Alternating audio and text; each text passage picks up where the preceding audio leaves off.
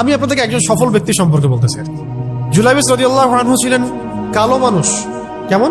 একটু কালো, খুব উচ্চ বংশের না, ঠিক আছে, খুব উচ্চ বংশের না, খুব সুদর্শন না, খুব লম্বা না, খাটো টাইপের মানুষ, একটু বেটে টাইপের মানুষ। টাকা পয়সা একদমই নাই, একদমই টাকা পয়সা নাই, বংশমর্যাদা এইসব দিক থেকে তাকে আন্ডার স্টিমেট করা হয় আর কি। এমনকি ফিজিক্যাল স্ট্রাকচারও তারা আমাদের অনেকের মধ্যে সুদর্শন। তার অবস্থা কেমন? নবী সাল্লাল্লাহু আলাইহি ওয়াসাল্লামের সাহাবীরা অন্য হাদিস থেকে বলেছেন যে নবী সাল্লাল্লাহু আলাইহি ওয়াসাল্লাম মসজিদে যেতেন, মদিনায় মসজিদ নববীতে যেতেন, রাস্তার পাশে তিনি পড়ে থাকতেন।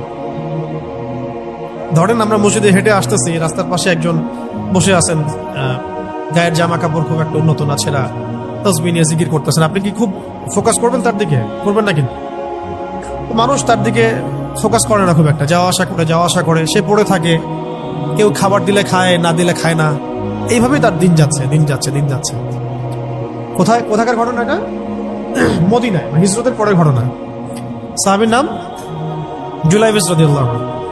খুব উচ্চ বংশের না, অর্থবিত্ত নাই। বারবার বলছি, আমি রিপিট করতেছি কেন? বিকজ এটা আপনাদের সাথে অনেক মানে সাইকোলজিক্যালি মিলবে বিষয়টা অনেকের সাথে, এবং এটা আমাদের খুব ভালো করে জানাও দরকার আছে। একদিন নবী সাল্লাল্লাহু আলাইহি ওয়াসাল্লাম তাকে বললেন যাওয়ার সময়, হে জুলাইবিস, তুমি কি বিয়ে করবা? প্রশ্নটা কি? খুব মজার আলোচনা না এটা আমাদের কাছে, অনেকের কাছেই। হে জুলাইবিস, তুমি কি বিয়ে করবা না? প্রশ্নটা এরকম ছিল, হে জুলাইবিস, তুমি কি বিয়ে করবা না? উনি তো আকাশ থেকে পড়লেন, ইয়া রাসূলুল্লাহ, আমাকে কে বিয়ে করবে? আমার না আছে চেহারা সুরত, না আছে আমার বংশমর্যাদা, না অর্থবিত্ত, আমি কিভাবে বিয়ে করবো? কে মেয়ে দিবে আমাকে? কে আমাকে মেয়ে দিবে? তো ওদিন নবী সাল্লাল্লাহু আলাইহি ওয়াসাল্লাম চলে গেলেন, কিছু বললেন না। পরের দিন আবার বললেন, ইয়া জুলাইবিস, আলা তাতাযাওয়াজ, তুমি কি বিয়ে করবা না? একই উত্তর, ইয়া রাসূলুল্লাহ, আপনি গতকালকে এক কথা বললেন, আবার বলতেছেন বিয়ে করবেন, আমাকে কে বিয়ে করবে? তৃতীয় দিন নবী সাল্লাল্লাহু আলাইহি ওয়াসাল্লাম আবার বললেন, আলা তাতাযাওয়াজ ইয়া জুলাইবিস, তুমি কি বিয়ে করবে না হে জুলাইবিস? তিনি এবার বলছেন, আপনি কি আমার সাথে রসিকতা করতেছেন?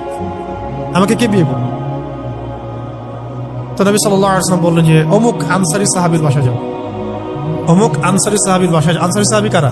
যারা মুহাজির সাহাবীদেরকে আশ্রয় দিয়েছেন। অমুক আনসারী সাহাবীর বাসায় যাও, সেখানে একজন বিবাহযোগ্য নারী আছে, মেয়ে আছে, তাকে গিয়ে বলো যে আমি রাসূল সাল্লাল্লাহু আলাইহি ওয়াসাল্লামের পক্ষ থেকে আমার বিয়ের প্রস্তাব নিয়ে আসছি। তিনি গেলেন, যাওয়ার পরে বললেন যে আমাকে প্রস্তাব সহ পাঠানো হয়েছে। মেয়ের বাবা আর মায়ের রিয়াকশন ছিল অনেকটা সাধারণত যা হয় তেমন আর কি। তুমি বিয়ের প্রস্তাব নিয়ে আসছো, তুমি কি খাওয়াবা মেয়েকে? কোথায় রাখবা? তোমার তো নিজের কোনো থাকার জায়গা নাই। প্রশ্ন কিন্তু যৌক্তিক কি? আমি মেয়ের তো বাবা, আমিও তো এই প্রশ্নই করবো নাকি? প্রশ্ন করবেন না? আপনার মেয়ে থাকলে এভাবে প্রশ্ন করবেন তো আপনি। তারাও সেই প্রশ্ন করলেন, এমনকি এক পর্যায়ে রিফিউজ করে দেওয়া হলো, না এটা পসিবল। এই কথাগুলো, কনভারসেশনগুলো ভিতর থেকে শুনছিলেন সেই মেয়ে নিজেই, আনসারী সাহাবী, মদিনার আনসারী মেয়ে। মদিনার আনসারী মেয়েরা কিন্তু অনেক সুদর্শন তৎকালীন সময় গেছে, উচ্চ বংশের, সুদর্শন, খুবই ইলমওয়ালা হতেন তারা, হিপস ক্ষমতা খুব থাকতো, খুবই জজবাওয়ালা, মানে জিহাদের মাঠে একদম যুদ্ধ করেছেন তারা, একদম নবী সাল্লাল্লাহু আলাইহি ওয়াসাল্লামের আশেপাশে ছিলেন। উহুদের সময় একজন আনসারী সাহাবী ছিলেন, মহিলা সাহাবী, উম্মে আমারা, তীর ছুঁড়েছেন নবী সাল্লাল্লাহু আলাইহি ওয়াসাল্লামের পাশে। তো ওনারা কিন্তু খুবই গায়রতওয়ালা মানুষ। তিনি বলছেন, হে আমার বাবা মা, এই প্রস্তাব কে পাঠিয়েছেন? নবী সাল্লাল্লাহু আলাইহি ওয়াসাল্লাম। যে প্রস্তাব রাসূল পাঠিয়েছেন সেটাকে কিভাবে তোমরা ডিনাই করো? আমি জুলাইবিসকে বিয়ে করবো। কে বলছেন এটা? আপনি পুরা সিস্টেম খুঁজে এরকম একটা আনসারী সাহাবীর মতো মেয়ে আমাকে দিতে পারবেন? ইল্লা মাশাআল্লাহ, হইতে পারে, ইল্লা মাশাআল্লাহ। তো ওই মেয়ে, নারী সাহাবী, তিনি রাজি হলেন। এবার শোনেন, এবার বিয়েও হলো, মাশাআল্লাহ, বাসর হলো, এবং সকালবেলা আওয়াজ হচ্ছে, মদিনার চারপাশে এলান হচ্ছে যে হে মুসলিমরা, সবাই বের হও, ইহুদিদের সাথে যুদ্ধে আমাদেরকে খায়বারে যেতে হবে। ইহুদিদের সাথে যুদ্ধে আমাদেরকে খায়বার আক্রমণ করতে হবে। নবী সাল্লাল্লাহু আলাইহি ওয়াসাল্লাম তোমাদেরকে আদেশ করেছেন। এটা কিন্তু হুদাইবিয়া সন্ধির পরের ঘটনা। আর ইহুদিদের সাথে আমাদের বেশ কয়েকটা যুদ্ধ হয়েছে, বনু কুরাইজার সাথে, বনু কাইনুকার সাথে, বনু নাজিরের সাথে, এবং ফাইনালি খায়বারে এদের সাথে। তো জুলাইবিস রাদিয়াল্লাহু আনহু বের হয়ে গেলেন যুদ্ধের জন্য। এবং খায়বারের যুদ্ধ হলো, খায়বার অবরোধ করা হলো এবং খায়বার যুদ্ধের বিশাল হিস্ট্রি আছে, আপনারা পড়ে নিয়েন, লম্বা কথা।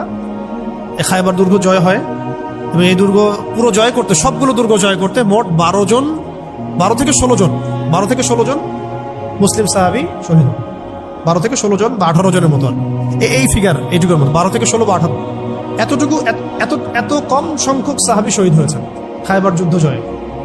আর ইহুদিদের তো বহু ইহুদি মারা গেছে। এবং খায়বার বিজয়ের পরে মুসলিমদের আর্থসামাজিক যে অবস্থা, মানে টাকা পয়সা, ল্যান্ড, গনিমতের মাল প্রচুর বেড়ে গেছে। এখন নবী করিম সাল্লাল্লাহু আলাইহি ওয়াসাল্লাম শহীদদের লাশ তালাশ করছে, কোথায় কোথায় শহীদরা আছে, তাদের মানে কবরস্থ করার প্রসেসিং হবে। উহুদ যুদ্ধেও তো হয়েছে না, ওই রকমই প্রত্যেকটা যুদ্ধেই তো এটা হতো। লাশগুলো তালাশ করতে করতে করতে করতে করতে একটা কর্নারে গিয়ে তিনি দেখলেন সেখানে জুলাইবিস রাদিয়াল্লাহু আনহুর লাশ পড়ে আছে। কার? জুলাইবিস রাদিয়াল্লাহু আনহুর লাশ পড়ে আছে, যার ব্যাপারে আমি গল্পটা বলছি আর কি। এবং তার গায়ে অসংখ্য তরবারের দাগ, ক্ষতবিক্ষত অবস্থা, এবং তার আশেপাশে মোট 1, 2, 3, 4, 5, 6, 7, 8, 9 জন ইহুদির লাশ পড়ে আছে। ছোট সাহাবী, বলেছি আকৃতিতে ছোট, খুব উঁচু বংশের না, অর্থ সম্পদ কম, দেখতে সুন্দর না। গতকাল বিয়ে করেছেন, কেউ তাকে বিয়ে দিতে যাচ্ছিল না। তার এক পাশে কয়জন ইহুদির লাশ, তার পাশে মোট 9 জন ইহুদির লাশ পড়ে আছে, মাঝখানে তার লাশ ক্ষতবিক্ষত অবস্থায়। এই অংশটুকু আপনারা পড়ে নিয়েন, পড়লে আরো ভালো ফিল করবেন, একা একা পড়লে আরো ভালো ফিল করবেন। নবী সাল্লাল্লাহু আলাইহি ওয়াসাল্লাম নিজে তার কাছে গেলেন। হাদিসের মধ্যে আসছে, সিরাতের কিতাবের মধ্যে আসছে, নবী সাল্লাল্লাহু আলাইহি ওয়াসাল্লাম নিজে তার কাছে গেলেন। যাওয়ার পরে তার যে মাথা, সেই মাথার পাশে নবী সাল্লাল্লাহু আলাইহি ওয়াসাল্লাম বসলেন। বসার পরে নিজের হাতে জুলাইবিস রাদিয়াল্লাহু আনহুর চেহারা থেকে এরকম করে ধুলাবালিগুলো সরানো, নবী সাল্লাল্লাহু আলাইহি ওয়াসাল্লাম তার গা থেকে রক্তগুলো আমাদের নবী সাল্লাল্লাহু আলাইহি ওয়াসাল্লাম মুছলেন, আদর করলেন, চুলগুলো ঝাড়লেন। দৃশ্যটা চিন্তা করেন, তার চুলগুলো তিনি ঝাড়তেছেন, চেহারা থেকে রক্তগুলো মুছতেছেন। কে? নবী সাল্লাল্লাহু আলাইহি ওয়াসাল্লাম তার চেহারা ধুলাবালিগুলো মুছতেছেন। নিজের এই পায়ের মধ্যে, উরুর মধ্যে তার মাথাটাকে নিয়ে এসে রাখলেন নবী সাল্লাল্লাহু আলাইহি ওয়াসাল্লাম। রাখার পর এইভাবে আদর করতেছে। আর এরপর উপরের দিকে তাকালেন, তার জন্য তো দোয়া করলেন, উপরের দিকে তাকালেন, তাকে চোখ নামায় নিলেন। সাহাবায়ে কেরাম তো আশেপাশে আছেন অনেকেই, বললেন যে ইয়া রাসূলুল্লাহ, আপনি এমনটা কেন করলেন, চোখ নামায় নিলেন কেন?